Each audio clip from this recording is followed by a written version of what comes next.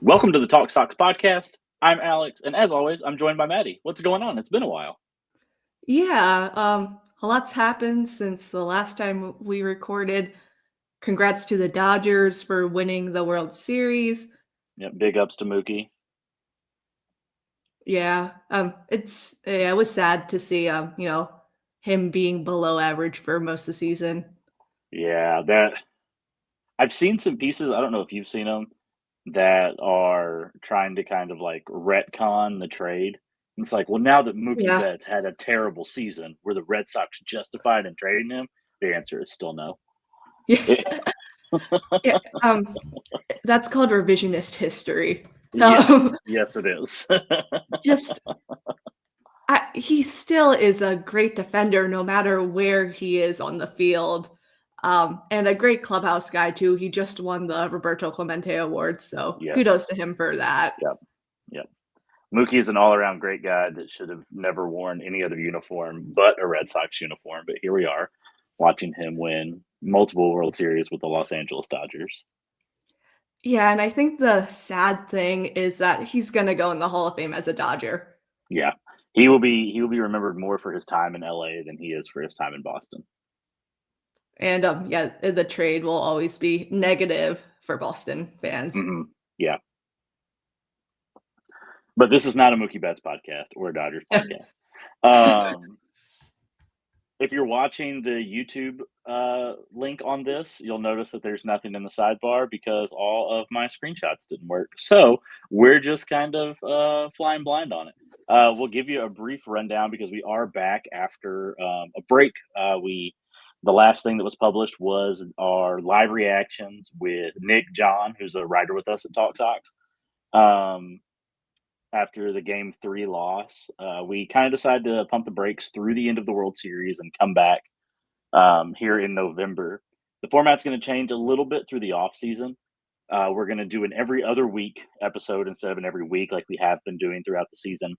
And we're going to do some live streams when or if things happen. Um, I fully anticipate to have at least a couple during the winter meetings next month. That was when Breslow made the trade for Garrett Crochet.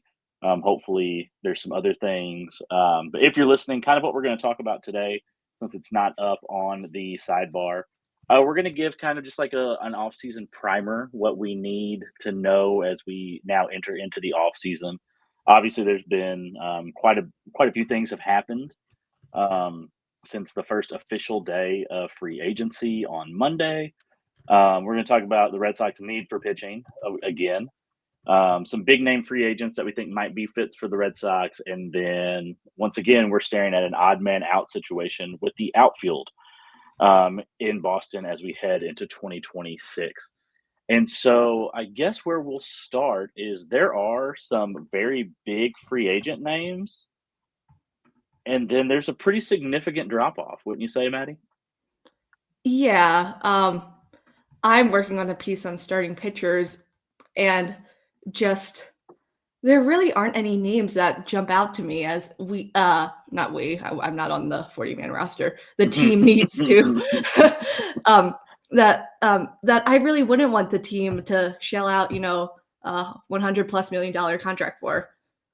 Yeah, I was kind of all in on Alonso until it came out what he was looking for, Hmm. um, which is what 7 years. That's insane. Um, he's not he's not worth that kind of time investment.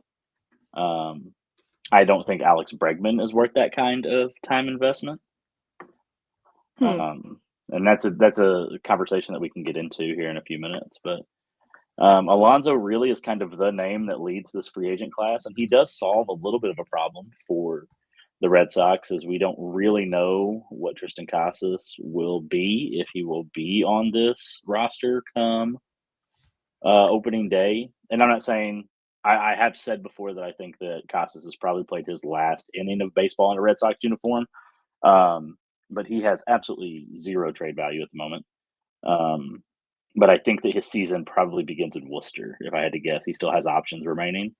And I think that some time in AAA where he can find a swing without the pressures of being on the Boston Red Sox would be a very good thing for him. And hopefully that is how he begins his 2026, and we can see him with the big league club at some point during the season. I agree. I think it was Jen McCaffrey wrote something about him starting the season in Worcester just to, take some pressure off him.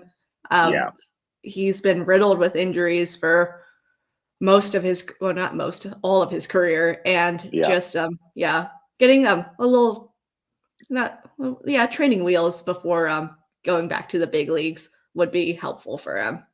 I think so. I think that if he kind of jumps back into the fire, it will be far more detrimental than beneficial.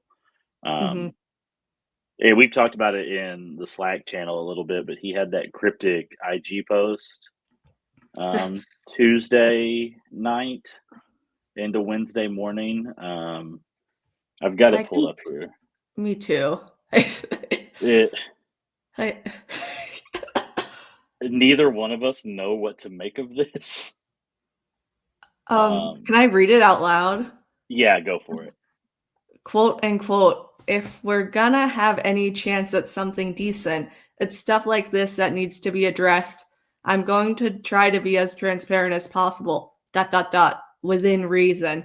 No delusion. Space. Just normalizing the tough conversation. Uh, What?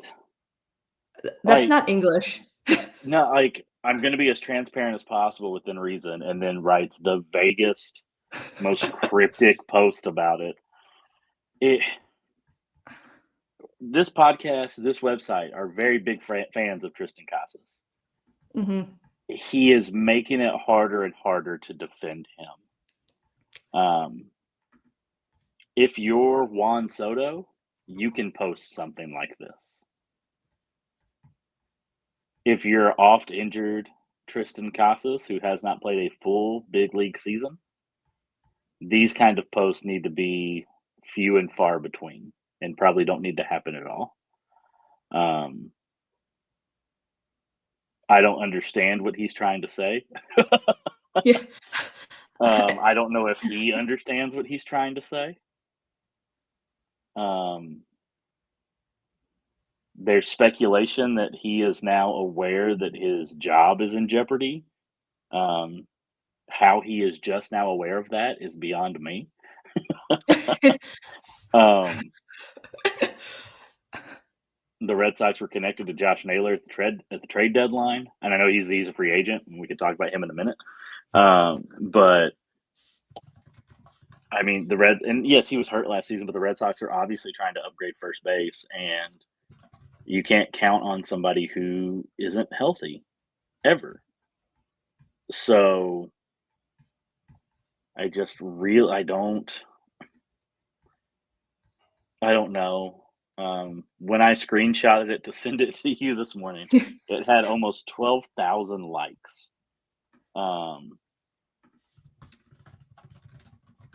And Huh. 85 reposts. Huh. Uh, right. Uh, I now it's 19K likes. Jesus, So it and doesn't say anything. yeah, It's just, what's the message? I, it's uh, word salad. it feels like a statement you're trying to, or it sounds like, yeah, just was he sober? Yeah, that or he wants people to think he's very deep. I, Um, I don't know. Maybe more will come out tonight. We'll see. We'll keep an eye on it, and we'll have more to talk about on the next podcast. But like I was saying, like I think that Tristan Casas likely starts at AAA Worcester if he's on the roster at all. Pete Alonso does solve that problem, that first base problem. But at the contract he's going to command is just insane. Um, Luis Arias is a free agent. I don't have much interest there either. Um,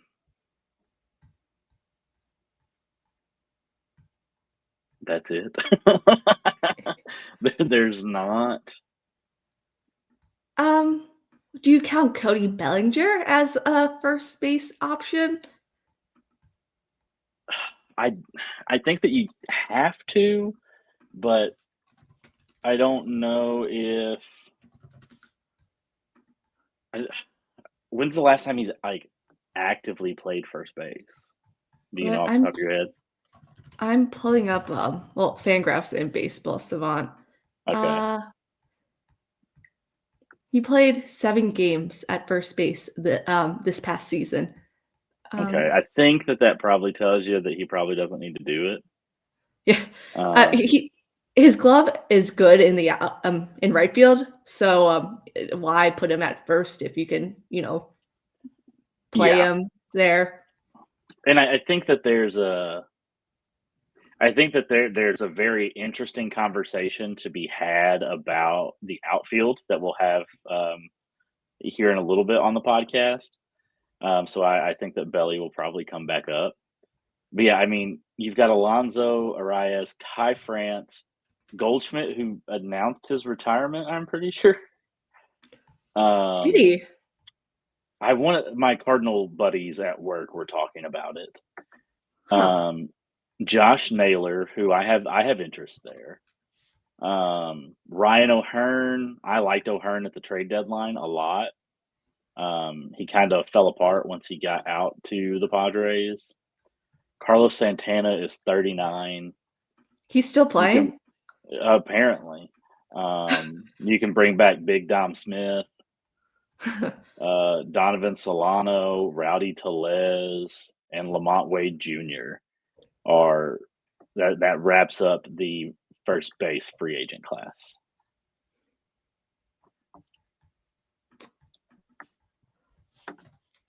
Well, this episode is just about free agent options, so I'm gonna zip it. Yeah, I don't wanna get too off track.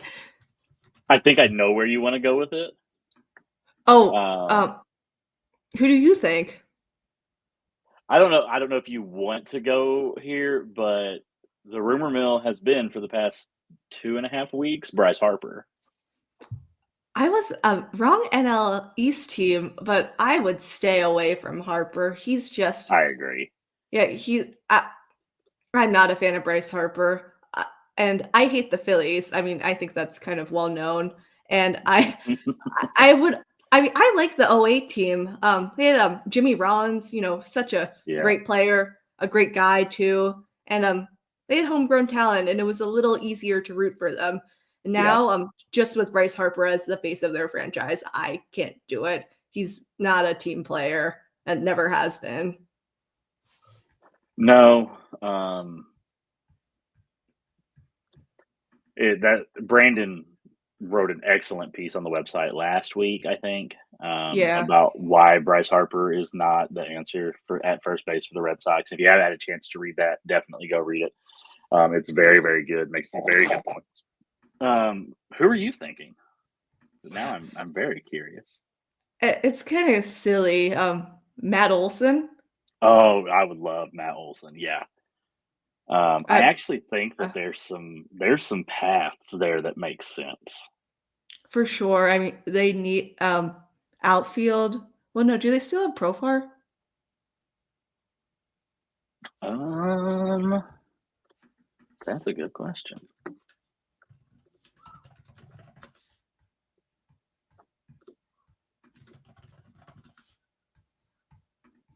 Uh, yeah, he's signed through 2027. Okay. I don't know if that prohibits them from being in on outfielders though. But anyway, back to free agent first baseman. Yeah, the it's not a really good list. No. Well, the actually, technically, Kazuma Okamoto can play first base, but I see him more as a third base guy. Yeah, I think that's Well, very interesting. I think I like him more than Murakami for the yeah. Red Sox, just because there's less swing and miss in that swing. Mhm. And admittedly, I am not like super well versed in NPB, so just based on what little bit I've gleaned over the last couple of months, I think that Akamoto is. Um, I think he's the better fit, but I expect the Red Sox to be in on both him and Murakami. I think they'd be crazy not to be.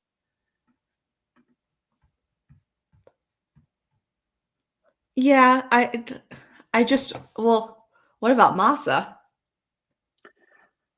I mean, I don't think he makes it to spring training with the Boston Red Sox. Yeah, I get that. You know, he is our sweet summer child, but um, I I don't think that Craig wants him here. I don't think that AC wants him here. Um, you're he had a good enough, month and a half, month of the back end of the season to have some value, which he lacked for the bulk of the season. Yeah, I don't see him being traded to the Cardinals. I don't think that Heim Bloom, who is now the Pobo in St. Louis, I don't think that he would take that on. Um, Especially after it came out that he was like freaking out after both the Yoshida and the story deals. Like questioning, like the next day, questioning whether or not he should have done them. So I don't see the Cardinals being in play for Masataka Yoshida.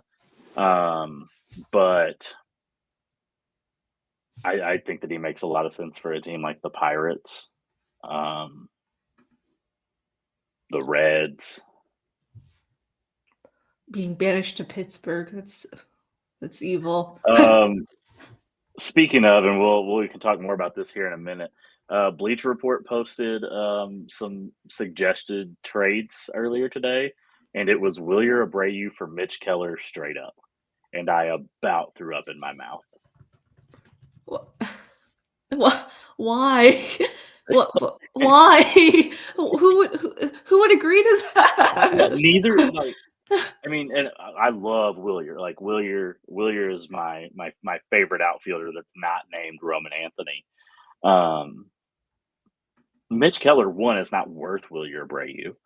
Um, Two, I don't think that the Pirates would trade Mitch Keller straight up for Wilyer Abreu. Yeah, ju uh, oh, no, that just doesn't make any sense. No, For it's so dumb. uh, like, he's worth more than that. Yeah, yeah. If Wilyer is included in a deal, you're trading for a number two caliber starting pitcher in that deal. If you're trading Wilyer Abreu for Mitch Keller, you're trading for ideally a number four starter at best. And if we're trading for number fours, resign and trade Rob Refsnyder. Like, Yeah. Yeah, just oh, oh, oh. are there any free agents that do kind of get you excited um, that aren't Alex Bregman?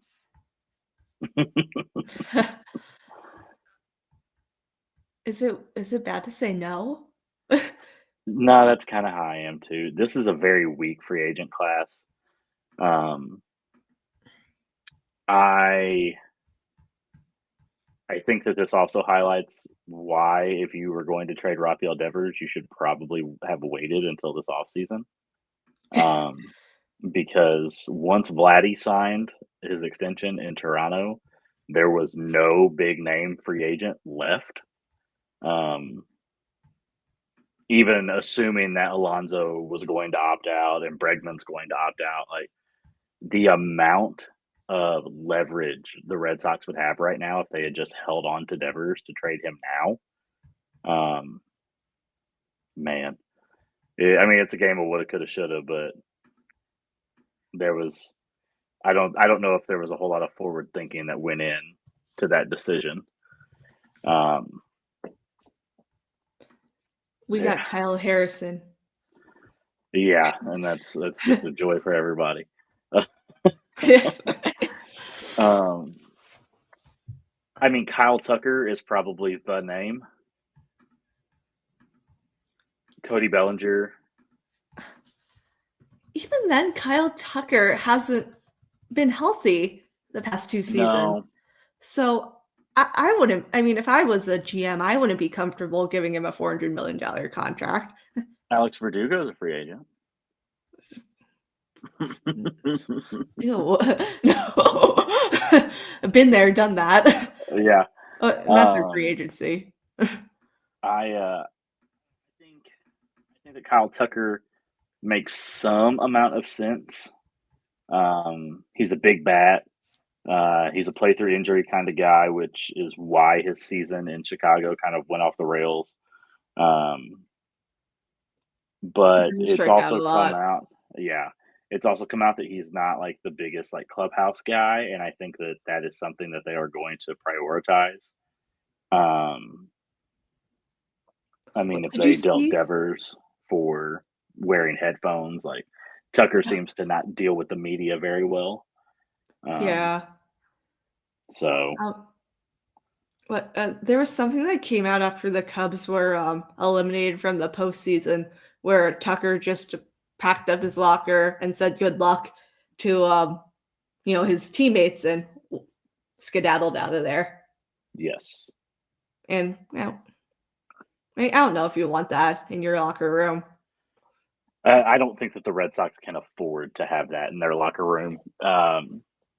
I think that Cora and by proxy Heim and Breslow have worked very hard to um, kind of reset this locker room and put it in a position where it's enjoyable to walk into. Um, I know we both like Kyle Schwarber, but if you take a step back and look at the whole situation, he's not a guy that the Red Sox are going to spend money on.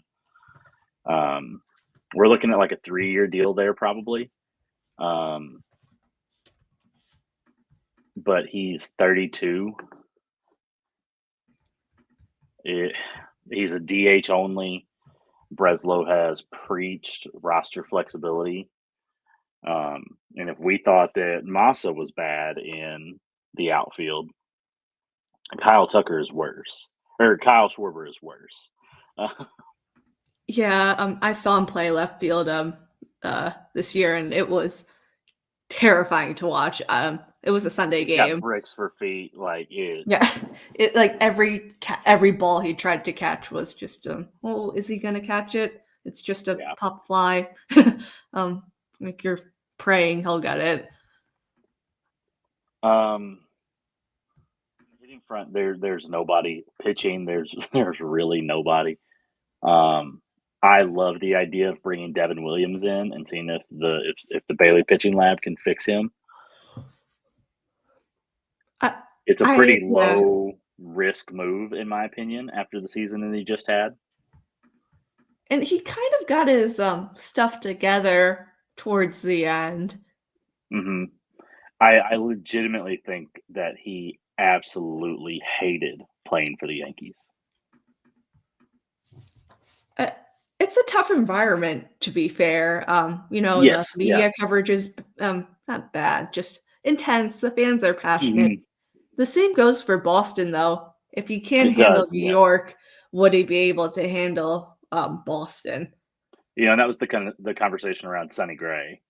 He pitched for the A's and the Twins, and he was incredible. And he went to New York and fell on his face. And with the Cardinals, he's been good. His contract is out of this world starting this season. Um, like, I mean, I'm pretty sure we're talking like 32 million dollars. Like, Hmm. it's crazy. Um, Hold on, let me pull it up because he's a name that I've seen kind of thrown around because the Cardinals are in like fire sale mode. Um, but Yeah, 2020. So his first year in 24 was $10,000, 25 or $10 million. 25 was 25 million. He bumps up to 35 million in 26, and then the Cardinals hold a club option for $30 million in 27, and then he's an unrestricted free agent in 28. The 27 club option includes a $5 million buyout, so it's actually a $35 million deal. Um, Ugh.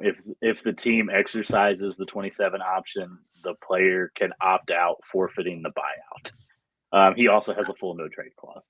So uh, Uh, John Mozeliak was on crack. He just wanted somebody to take his money. I and he's 35. Yeah. Well, So if you're one of the people who's like, "What about Sonny Gray?" That's why the answer is no. uh, yeah, You talk about being hamstrung with a contract. $35 million for a 35-year-old pitcher with a career like 4.2 ERA. and yeah, he's not Garrett Cole either. No, but he pitched at Vandy. Um, Huh. I Hmm. actually didn't know that. I mean, for any upgrades, I think whether we're talking pitching, starters, bullpens, um, first base, second base, I think realistically the trade market is going to have to be where it's at this offseason. Third base, technically, right now. You would like to pencil Alex Bregman in there, but I don't think that's a foregone conclusion. Although my gut tells me he wants to be back. Um, I think that if it's anything over 5 years, maybe 6 years, I don't know. You sign star players knowing that the back end of the contract is an albatross, and I understand that. But 7 years for Alex Bregman just feels like paying to. Maybe you hope he turns into a player coach year 6 and 7. But we're talking realistically, probably. Thank you. I hate Siri. It's so bad. my watch is busted too, so it activates all the time. Oh Um, no. but it. I think realistically, like if you're signing Alex Bregman to a 6 or 7 year deal, um, you're signing him knowing that you're going to get 4 solid years out of him and hoping for 5. Um, it's not my money, so I shouldn't care. But a 6, 7 year deal for Bregman scares me at anything more than $25 million a season. I think I the max. Yeah, it's not my money. The max would be like 6 years, 180 million. Yeah, Just yeah, anything more than that would be a gross overpay. yeah, and the flip side is that they've kind of painted themselves into this corner. Um, you bring Bregman here under the false pretense that he's going to be the second baseman, and then you trade the only other active third baseman in the system that's played Major League Baseball in June. So when that trade went down, Scott Boras, like his eyes lit up. Yeah, He was like, "Oh, we've got the Red Sox over a barrel. Great." rubbing his hands together. Yeah, like very like Scrooge McDuck, just preparing his pool of money that he's going to dive into. Um, I think they almost have to re-sign Bregman. Otherwise, why trade Rafael Devers? Um, you would hope that if they don't, that Marcelo could pencil in as your third baseman because he proved that he could play a very good third base when he was called up when Bregman went down with the quad injury. But you also, I think, hope that Marcelo will be your second baseman for the next 2 years and then slide to shortstop, or see if you can convince Story to play second and put Marcelo at shortstop, and then third base is still a hole. Um, You know, There's so many questions. Story should move to second. I He had agree. negative I think so. 9 outs above average this year. It's time for him to Yes. move over, Yeah, and let Marcelo play. He's great defensively. He deserves it, and it would be best for the team. I agree. In fact, that's a piece that I want to pitch to the Slack channel here pretty soon, since we're kind of ramping up our off-season coverage now. Um, but I can also see them deferring to Story to play short because he's the veteran. Story seems like the kind of guy. Excuse me. Story seems like the kind of guy who would be like, I'll do whatever's best for the team. Uh, but I think that he would have to come to that realization that, hey, maybe I should play second on his own. I don't think that he could be told to play second. But Mhm. without Bregman, there is a gaping hole at third base. Um, Blaze Jordan is gone, um, who did not light the world on fire after the trade to the Cardinals. He lived in their AAA affiliate, Memphis, and was okay. Um, very little reason to believe that he would do anything of note if he was called up. You really don't want to go in with like Nate Eaton penciled in as your starting third baseman. Um, could Casas learn the hot corner? Um, So he came up as a third baseman, yeah, in my but uh, he's just he's terrible not at first. athletic. No, Yeah, he's not he's athletic terrible at enough first. So to move across the field. No way. there's a name, and I've talked about him on this podcast before. That if I do ever write this up, if I do ever write this up, I'll get crucified for it. Jordan Walker came up through the Cardinal system as a third baseman, and I think that there is so much that can be fixed with him that I don't think the Cardinals have any interest in doing so. Um, I I'm reaching out to some Cardinals people just to kind of gauge interest and kind of see what they're hearing about him. Um, but I love the idea of trading for Jordan Walker, um, and I think that it will take time, but I think that he could be a very valuable third baseman again. Um, I even floated the idea to trade for him as a first baseman. That wastes his arm. He's got an absolute cannon. Um, it's an out of the box idea, but that might be where we're headed. Is he too tall for first base? Not first, third base? I don't think so. He came up like he was their heir apparent at third base until Arenado was like, "Yeah, you can't trade me anywhere." Um, and understandably so, they shifted it. They shifted Walker off third because of Arenado. Um, but he's not an outfielder. He's a terrible outfielder. I went to I think 4 or 5 Cardinal games this year, and he was an outfielder every single one of them.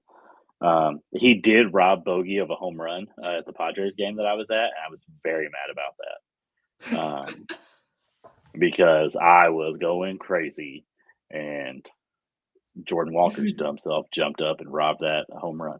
Um, but like I said, it's outside the box. It's not going to happen, but I think that it's such an interesting idea, and I think that he is a prime change of scenery candidate.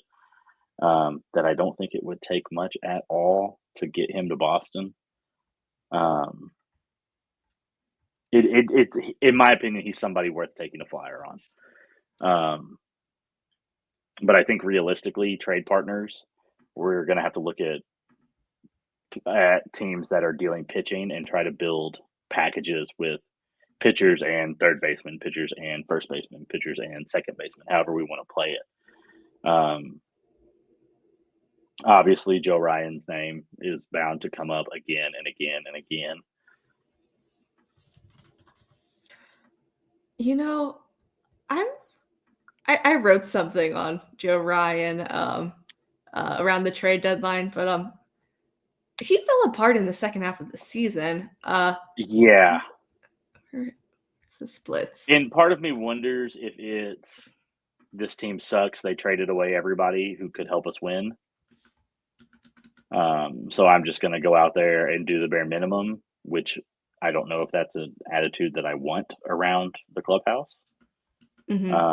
Or historically, if you look, his second halves have always been worse than his first. Yeah, he had a 2.72 ERA in the first half this year. Then it jumped up to 4.67. Yeah. I would be far more interested in a conversation about Pablo Lopez than Joe Ryan.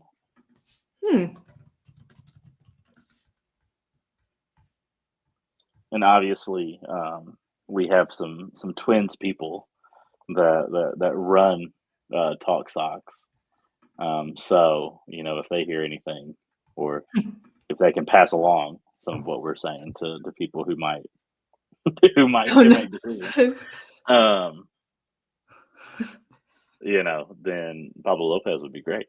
I think the white whale for everybody is Tarek Skubal. And I have maybe the hottest take on it. Okay. There's no deal that makes it worth it. Yeah. No, I agree. The amount of people who are like, trade anybody who's not named Roman Anthony for Tarek Skubal, so he can become a free agent next year and sign the biggest contract in the history of any pitcher. And you've given up Marcelo Meyer and Jarren Duran and Wilyer Abreu and Peyton Tolley. Yeah. Just it's not worth it. And I saw some report that said the Tigers and Skubal were $250 million apart in negotiations, which means, he's asking for at least $500 million, and that's it's not worth it. No. And when he hits the open market, which 27 primed for a lockout, all decisions are kind of being made with an eye towards that. When Skubal hits the market, when he's able to negotiate with teams, does he push the 600 mark? I think it's definitely possible. The only crazy name that I would be in on like that is Paul Skeens.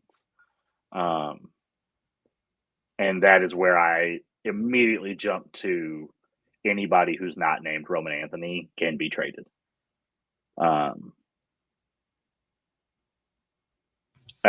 Skeens is a generational talent, and he'll be here long enough that a deal to lock him up long term, I think, is doable. But I would stay far away from Skubal until he hits the free agent market, and then all he costs is money at that point. He doesn't cost players. And then, that's a conversation to have. But there's no trade in my mind unless they're willing to trade him for Connor Wong. Sure. Well, that's an alternate universe. A package of Connor Wong, Josh Winkowski, and friend of the podcast, David Sandlin. We put that deal together, and if that's enough to land Tarek Skubal, bring him to Boston for a year. If not, let's wait and see what that number gets to, and frankly, see how much the Dodgers are going to pay him, because that's what's going to happen before 2027. Man, the rich get richer. He's from Southern California too, so. Yep. Yeah. Oh, it's almost. Oh, Anaheim, yeah. Or Fullerton, close enough. It's almost like that's the plan. There's another team in that area that no, that'd be bad. It's putting a nail in your nail in the coffin of your career to go to the Angels. Yeah, you just ask Mike Trout about that. Are you following the whole lawsuit with the Angels? Yeah, Yeah, just yeah, that one report where Mike Trout ate a pimple off of the yeah. former marketing directors. That's just I weird stuff. I'm like, I mean, I played sports. I understand that there's a very like I don't even know the right word that I'm looking Uh, for. There's That debauchery there's that goes on and like, yes, yeah, yes, like when you're hanging out with your teammates. Yeah. and like I I I'm active in like the punk rock and metal scenes. Like I very much understand that side of things. Never, ever would I do something like Yeah. that. No, yeah, I mean, yeah, I don't want to get too into the weeds here. Yeah, I was in a sorority. We didn't do stuff like that. Yeah. Like, Have I drank a yeah. beer that somebody put a cigarette out in? Absolutely. Oh. Would I like just it's wild. You do wonder if he has to regret his loyalty. Mhm.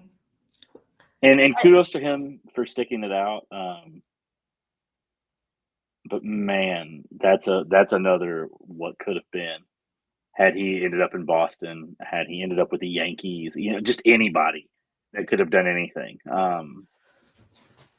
You'd be talking about he not that he's a two-way player, but you'd be talking about him in the same echelon that we talk about Shohei. Guaranteed first ballot, maybe unanimous Hall of Famer. And I think that Trout will get into the Hall of Fame, but I don't know. I don't think it'll be unanimous. Mhm. Um, I could see a scenario, depending on when he retires and who all is on the ballot when he becomes eligible, that he doesn't get in on the first ballot that he's eligible on, solely because he chose to spend his career with the Angels. And he also just hasn't been healthy. I feel No, like the Angels have some sort of curse. I yeah. Yeah, they had Pujols, Ohtani, Trout all at the same time, and they just never could succeed. How could you forget Anthony Rendon? Oh, can you even call him a baseball player? No, he is just collecting a check. And I mean, kudos to him because that's the American dream for most people. But like, I mean, if the Angels would pay me $200 million to not play baseball for them, I would do that. Oh, yeah, yeah, I'd do it right now. Um, but kind of the last thing on the agenda, and this is going to probably get talked about quite a bit over the offseason until there is something that happens, is the Red Sox still have a massive congestion problem in the outfield. Roman Anthony will be healthy for next season. Cedar Rafaela and Wilyer Abreu just won Gold Gloves. Wilyer for his second in a row. I think Cedar should be up for the Platinum Glove as well. In my mind, there is only one odd man out in the outfield if we don't count Masataka Yoshida, and that is one Jaron Duran. Um, I don't envision a scenario where he plays for the Boston Red Sox next year. I agree. Unless they trade Yeah, Rafaela, which isn't I don't think it's off the table. Um, I think that if the right deal came along, he's in play. Um, I think that Garrett Crochet and Roman Anthony are probably the only two names that are not in play. No matter who comes calling and what pieces, unless like you're trading Crochet for Shohei Ohtani. Um, I do that in a heartbeat. like sure, Yeah, but I think that's the only way that that name comes into play is for a situation like that. but um, I don't think there's any way that he's on this team next season. I don't. yeah, I don't disagree. Just yeah, we talked about this on yeah our last recording. his postseason performance was pathetic. It is abysmal. It. I mean, Just the most. you can point to almost every at bat that he had was a wasted at bat, especially because Mhm, he tended to come up with runners on in scoring position. And you can point to two plays that realistically lost them the game two, and game three, which game three was not competitive. The mhm. Red Sox were never going to win game three, but they damn sure should have won game two. And they would have ran into the buzzsaw that was the Toronto Blue Jays and probably gotten swept. And, and it is what it is. Annihilated. Yeah. Yeah. But um, I don't think that anybody would be out of line to say that the wild card series loss rests pretty firmly on Jarren Duran's shoulders. Um, and I understand that they've agreed to a 1-year contract to avoid arbitration again, even though he's taking like $0.3 million less than what it should have been. And there's like $75,000 built in incentives. As I've said since he signed the extension last year, this deal is the weirdest arbitration avoiding deal I've ever seen. Um, because he still re-enters the arbitration pool in a year, Mhm, after playing for 2 years not in arbitration. To me, that has signaled since last offseason that Jarren Duran is not long for the Boston Red Sox, and I assume and kind of suspect that he will be traded at the winter meetings. I don't disagree there, and, was it who somebody on The Athletic posted that he is, like, one of the top names to be traded this offseason, and Willier's name is up there too. yeah, and I could see them trading both, Willier and Duran, and then If they signing, sign Kyle like, Tucker, or I'd say Cody I Bellinger. I think I because I yeah. think the conversation with Tucker is easier. I could see the Bellinger conversation though. I can see that. I'm very high on Bellinger, I think he has a lot of defensive, Cody versatility. Bellinger is very high himself. Yeah, uh, allegations. Have you ever seen that video of, he's on some, talk show, Clayton Kershaw's there in person, and he's recording from his phone in a Subway parking lot somewhere in Southern California, and, No. his eyes are really droopy, and he's like, "I'm not high." Like, "Okay, okay, That picture of okay, him in the whatever." Dodger dugout where he is Just very clearly stoned is it maybe the greatest baseball picture of all time. if you ever wanna, like, waste 2 minutes of your life, just look up a Cody Bellinger high compilation. It's the funniest thing like, there's this one video of, him celebrating with Kike, after, like, he scored or That something, and tracks. then, Very much yeah, tracks, yes. and then they, like, bump each other's shoulders, and then Bellinger ends up hurting himself. It's so funny. I'm gonna watch that before I go to bed tonight now. Thank you for that. But, again, I think he'd be a really he seems like a nice vibes guy too to have in the clubhouse. Very Like, chill. very chill, willing to play at different positions too, yeah. Yeah. Yeah, I mean, when we talk about the positional versatility that Craig Breslow wants, yeah, I mean, he can play right, he can play center, he can play first, he can DH. He's got 4 different on-field positions that he can play. So I think that Bellinger makes a lot of sense, and I would not hate that at all. And I agree. I think that if Bellinger is brought on, we're looking at 2 of the 3 outfielders being traded. Some combination of Jarren Duran, Wilyer Abreu, and Ceddanne Rafaela.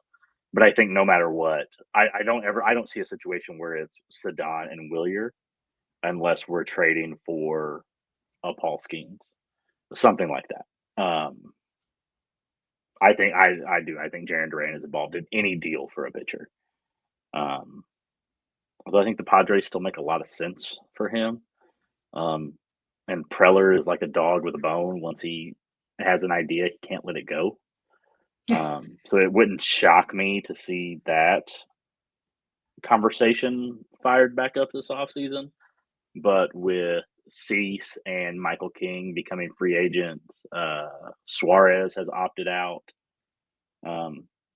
Outside of Fernando Tatis Jr., there's not much on the Padres currently that would interest me if I were the Red Sox. I agree.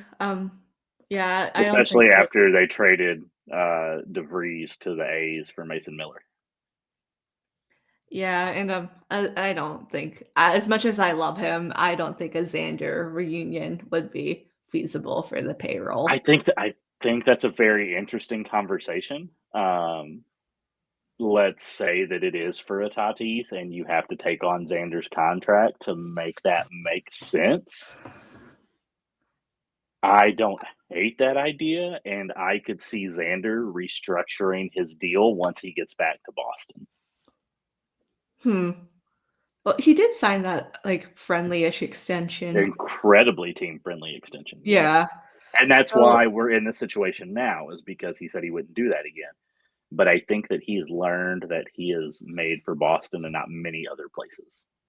mhm. And yeah, also a leader in the clubhouse, which they desperately need, Yes, yeah. And especially if Bregman's not coming back. I think that Well, that's yeah. when you look at Trevor Story and you go, you're moving back to second base. We're running this back. Marcelo's going to play third. Xander's going to play short. You're going to play second. Yeah, that would And be I think Story would be something fine with too. that. Yeah, Xander means so much to the city. Yeah. I would be ecstatic if Xander Bogaerts was back on this team. Yeah, yeah. It's not going to happen because you're taking on a massive salary dump for them, and one, I don't see them trading the likes of like Tatis. Um, he is Mr. San Diego. Um, Out of all the names we've talked about on this episode, he is the name that tops my list of guys to go out, guys that are reasonable to go out and get. Paul Skeens is not reasonable. Tarek Skubal is not reasonable. Um, I would send Abreu and Duran and Yoshida and however we need to make the money match up to land Fernando Tatis Jr. And if that means taking on part of Xander Bogaerts' contract, send Bogey to Boston too. Well, Yoshida would be not reunited, but I mean he'd be with you, Darvish. The Tatis deal now looks so cheap in comparison to what it was when he signed.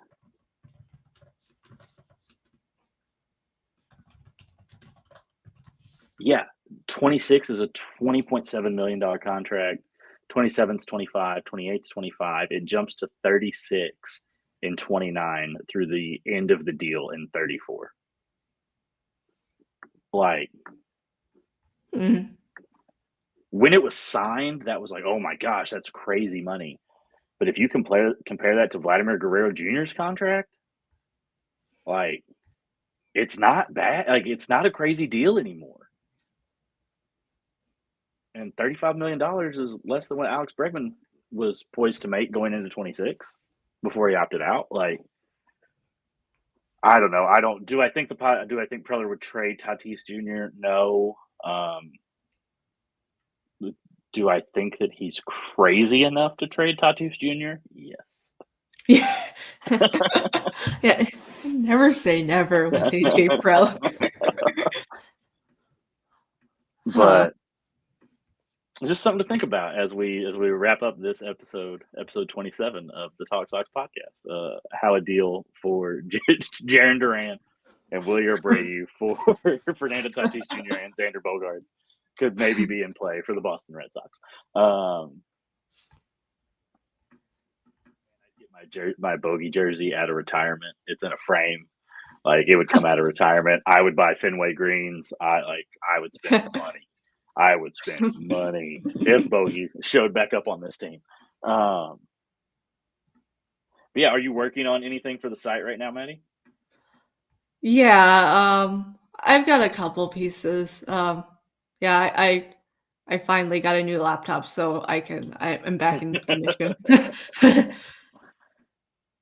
How about you, Alex? Yeah, I submitted a piece a day or two ago, looking at the 40-man roster crunch that the Red Sox are already under because everybody on the 60-day IL now has to be added back to the 40-man, which puts them over. Obviously, since I've written it, it's come out that the team is not picking up their side of the mutual option with Liam Hendricks, and Lucas Giolito has declined his side of the mutual option. I think that a QO is very interesting in that situation. Would you do And it? I would, because you let him walk for nothing if you don't, and if you bring in a Pablo Lopez, insert other pitcher that can be traded for, that shifts Giolito to your 4 instead of your 3. And I think that Giolito as a 4-5 is a very good spot to be in. And then I assume you've got a fight for that 5th spot between Cutter, Connolly, Early, maybe Peyton Tolley. I think they want Early and Tolley to both start at AAA next year. Houck's out for the season. If you don't follow Hunter Dobbins on Twitter, you should. He's a phenomenal follow. He's giving daily updates on his rehab, and he seems to be progressing well. I'm trying to figure out a way to DM him where I don't have to pay for Twitter Platinum or whatever it's called, to try to get him on the pod, because I think that would be a lot of fun. He also live tweets the games when he's injured and interacts with fans. So he's a ton of fun to follow. If you don't follow him, you definitely should. He'll be back at some point this season, and I think that he'll compete for that 5th roster spot or that 5th starter spot. I don't think that Richard Fitz is a starter. Include him in a trade package. I'm ready for that experiment to be over. I mean, it's the best nickname on the team that we can't say on this show because we are family friendly. But I'm done with it. I'm very much over that. Him and Winkowski are kind of in the same boat, except I think that Richard Fitz is a much nicer person than Josh Winkowski actually is. I agree. Yeah. And then I'm also working on on kind of like if the Red Sox have to sign a second baseman from this free agent class, here are the 4 names that make sense. And let me tell you, those 4 names are not great. That list is headlined. I'll give you a little teaser by one Gleyber Torres. So, Woo. yeah, talk about a big splash. Definitely be on the lookout for that. Be on the lookout for Maddie's pieces as well, now that she has her new laptop. I've been kind of in the hustle and bustle of school starting, and my family and I have moved. That's why if you're watching, my background's drastically different. I'm just sitting at a table in my basement. Eventually, I will have a desk and things behind me. But right now, you see my wife's workstation. So that's why I haven't disappeared, but I haven't been quite as active on the website as I usually am. But that's all changing as school has settled in, and now the routines at the new house are getting established. But thank you for listening. Thank you for sticking with us. I know we were gone for 2.5, 3 weeks. Just as a reminder, the format's going to change here during the off season. You'll have this new podcast when you're listening to it. We're recording this on Wednesday night, the 5th. Our next podcast will be the week of Thanksgiving, I think is how it lays out. So there won't be one next week unless something happens, and then we'll have a live stream. We will hopefully be joined by Brock. That was a lot of fun. Shout out to Brock for doing those wild card live streams. I had a really good time with those. And he's just fun to talk to. So those live streams will be a blast. Yeah. Yeah, well, thanks for listening, and we will see you guys again in a couple weeks. Have a good one. Take care.